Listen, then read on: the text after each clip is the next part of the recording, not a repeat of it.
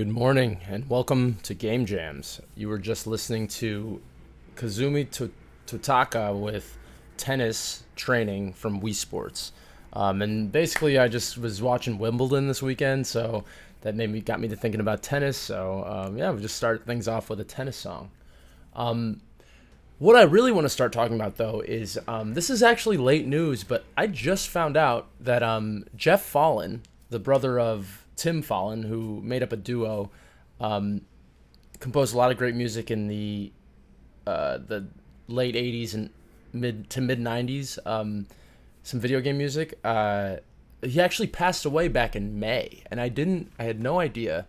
I think it was May 22nd, I believe. He passed away of pancreatic cancer. And really kind of young. You hear about someone dying. It's 58 years old. You hear about someone dying at 58 years old, and it's not late, not so late in your life. You kind of those are your years you're supposed to be winding down. So it's pretty sad that he passed that early. So yeah. In honor of that, I'm gonna play some of his music. It's interesting. Obviously, Tim Fallon is the better known brother, and they worked on things together a lot. But it's hard to find compositions that were strictly just Jeff. I tried not to double up and replay songs on Game Jams.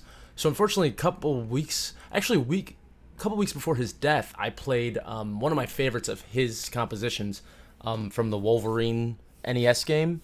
But I have a few here. That are some fun songs. And it's interesting. I was doing some research trying to figure out how to find some songs just by Jeff. But I looked at an interview, and it was interesting reading his words. It seemed like they have another brother named Mike. So there's Mike Fallon, who was a programmer, so he built video games. And then Jeff seemed to be the one that was classically trained in music. He has a lot of formal education. He even actually became a music teacher. I think actually before he started working on software, he was deciding between doing this teaching gig or working with his brother making music for video games. And he spent some summers working for the video game company, but also doing the teaching thing until he moved over full time. And it's interesting in the same interview, he mentioned that it seemed like Tim was kind of in the middle. He was a good programmer, and he also was a musician, and kind of Jeff helped bridge the gap. So there are a few things he says in here that are interesting. Let me pull it up. So this interview is from a publication called Gaming Alexandria. And the question was, how did you and your brother become masters with system sounds? Were there any tricks you did so you got the best sound possible in a given system? And Jeff answered, well, that's down to Tim and him working with programmers at Software Creations, including our brother Mike. He kept pushing what he wanted from the music drivers. I just worked with Tim on the compositions, arranging and sampling. For technical details, I'm the wrong brother. So it seems like Jeff was kind of a mentor as far as the formal music stuff and putting together the arrangements, and Tim was more of the programmer that figured out how to run the music drivers, and probably why he's the better known brother in the video game industry, especially if you consider also in the same interview with Gaming Alexandria, they asked, were you into video games? Did you have an interest in video games, or did you just write music for them later on? And he says, I didn't have an interest in them, and I still don't.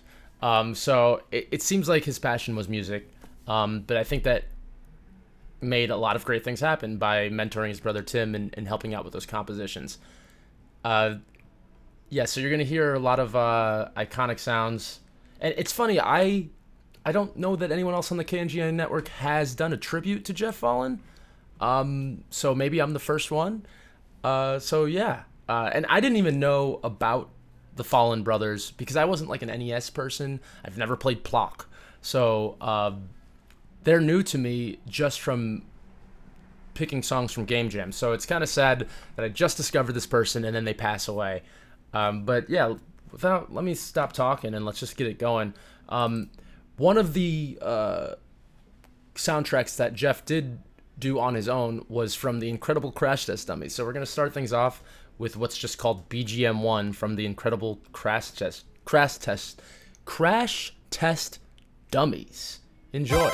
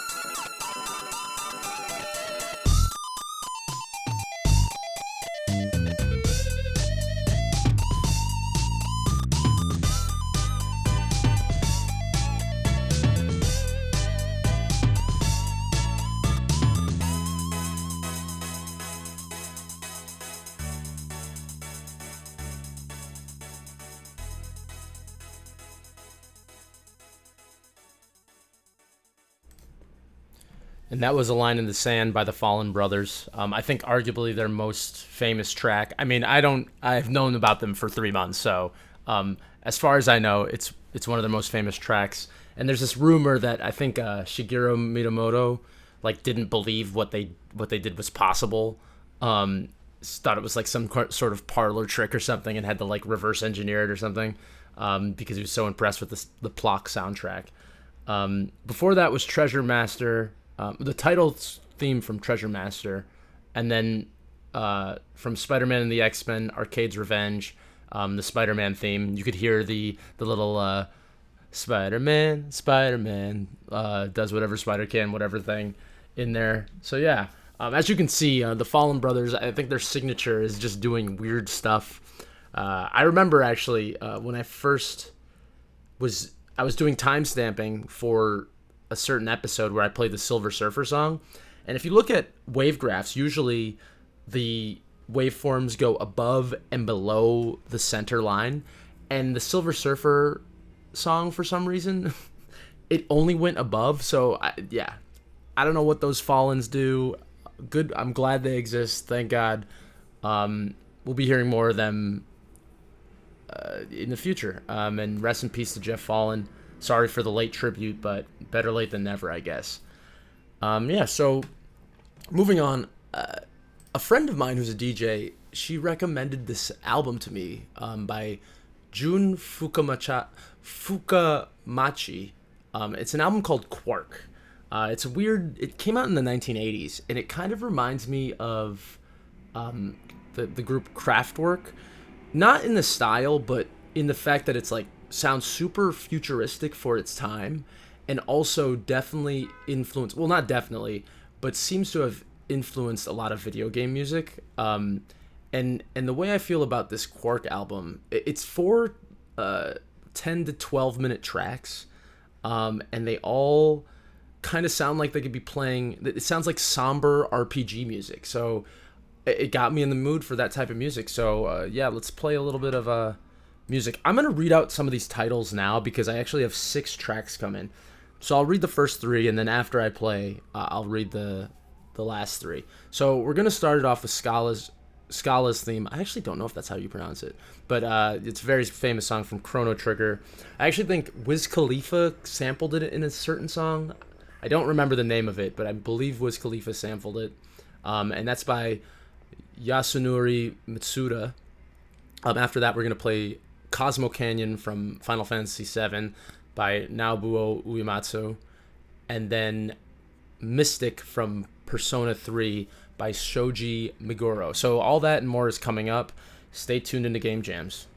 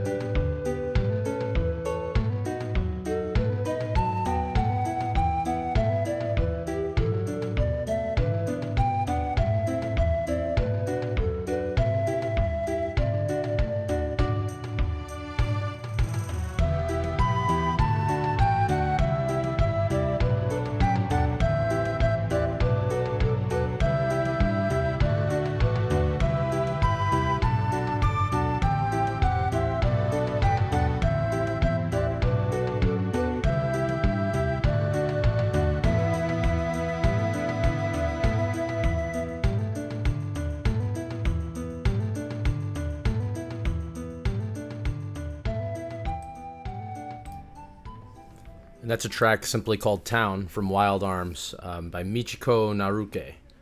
Before that was Elven Town from Shining Force 2 by Moto, Mototake Takanuchi, which sounds a lot like the fairy fountain theme from Legend of Zelda.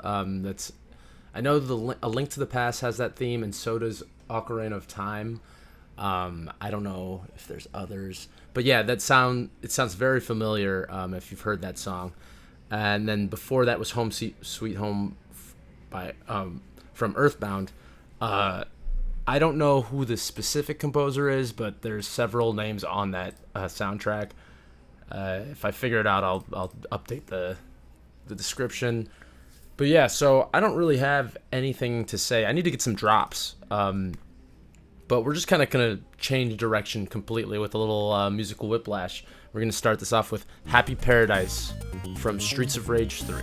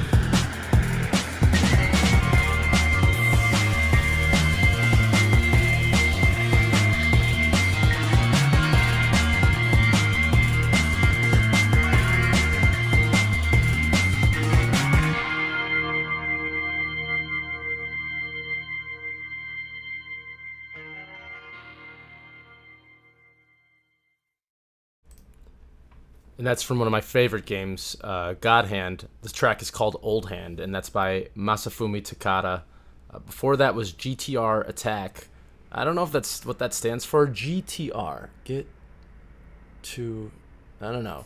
GTR, GTR Attack from Contra Hardcore. I don't know if that stands for anything, but it's a fun track. And again, by Yuzo Koshiro, Happy Paradise from Streets of Rage 3. So we're coming to the end of the show. I don't think anyone's following me today, so yeah. I want to end off. I just want to plug. My friends have a podcast. It's called Disaster Piece, and they usually cover bad movies. So they'll talk about basically. They'll talk about the plot. They give a synopsis, and they'll be like, give the production history, talk about how the movie was made, and then they have this thing where they call it Quigley's Redemption Corner, where they talk about what are the positives about this film and what could have done what did they do right. This week, so it's a weekly podcast, but this week they actually covered a video game. If you guys are familiar with what is this game? The Bible Adventures. It's an NES game. I think it's called Bible Adventures. Let me see this. Bible Adventures for NES. They covered it. It's pretty funny. So it's like almost an hour long. Highly recommend listening to it and their other episodes. They've covered other movies such as Son of the Mask, a movie called Love on a Leash, where a woman is supposed to fall in love with a dog, and then Birdemic was the first one that they covered. They also, if you're in Brooklyn, they also do a watch party where they watch a bad movie every month at this bar called Wonderville. Which Wonderville, you should just go to that, especially if you're into video games. Basically, it's an arcade bar that has all independently produced arcade cabinets. So local, not necessarily local, but indie developers that create games and then create cabinets to go along with it. It's there, and it's all free. It's a great place to go, even if you're just going to go chill and drink. They got a back patio. I definitely recommend just going there, but every third Sunday... So that'll be the 21st, I believe. Every third Sunday there is a Disaster Piece movie night where they show a bad movie, and it's really fun. Even a movie that sucks, it's really fun when you're drinking with a room full of strangers. They pack the place out. It's really fun. And if you think it sucks so bad, then just play some video games instead. They're all free and they're all there. Other than that, what else I got? Oh, and I'm doing, I mentioned it last time, I do this show called Motion Picture Pop Quiz. Basically, we watch weird movie clips, news reports, TV show excerpts, things like that. And while the clip is going, there's a panel that is coming up with questions that could be hyper specific or super general. It could be anything. And you are tasked with answering it. But the twist is that everything is graded subjectively. So you might get a point for being funny. So that's Wednesday at Nighthawk Cinema in Williamsburg, if you want to check it out. But other than that, that's all I got left. This last track is called Sound Number 88 from a Wimbledon Championship Tennis for the Sega Genesis. I've never heard of this game, or I've never heard of this track. But it's really fun. It's by an artist called Crush X. That's all I could find. So enjoy the music and enjoy your day. And I gotta say one more time, rest in peace to Jeff Fallen. We'll be playing more of your music as we go, and we had a great time. So yeah, have a great day. Enjoy.